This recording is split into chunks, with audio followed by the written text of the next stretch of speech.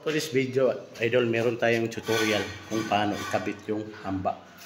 Sa mga hindi pa marunong dyan, panoorin nyo to para matuto kayo. Ituturo ko sa inyo kung paano ikabit yung hamba, no? Let's go! Ito na mga idol, ituturo ko nyo kung paano ikabit yung hamba or kahoy na hamba. Ito mga idol, dapat alamin mo kung saan ang floor elevation mga idol. Yan.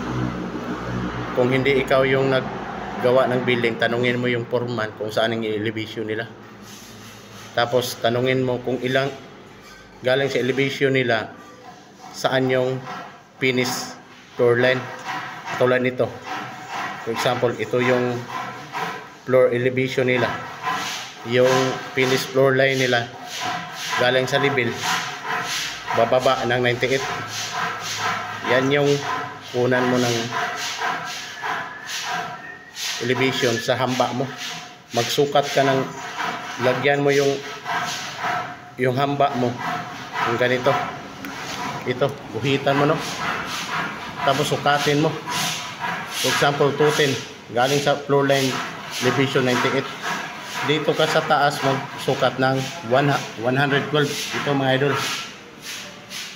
ito na yung elevation mo. Tapos in final, yung sa walling, mag-level ka rin. Ganito na ay yung kalagayan. Tapos lagyan mo ng tansi. Yan na. Yan na yung tansi mo. For example, ito na yung tansi mo. Yan na, naka-level na yung ano mo.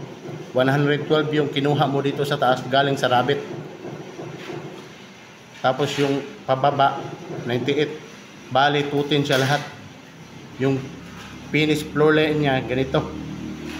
Ito yung finish floor line niya. Tapos meron niyang abang para sa mortar at saka tiles. Ito na yung kapal ng mortar niya. Floor line, finish, tiles. Ito na yung finish, no? Bago ka magkabit ng hamba, sukatin mo muna yung hamba, no? For example, nasukat mo na to. Ito sa taas. Sukat mo na yan. Ito 12, tapos 98. Galing dito, sukatin mo yan hanggang dito. Sa baba, ito. Hanggang dito. Para maputulan mo yung hamba kung gaano siya ka.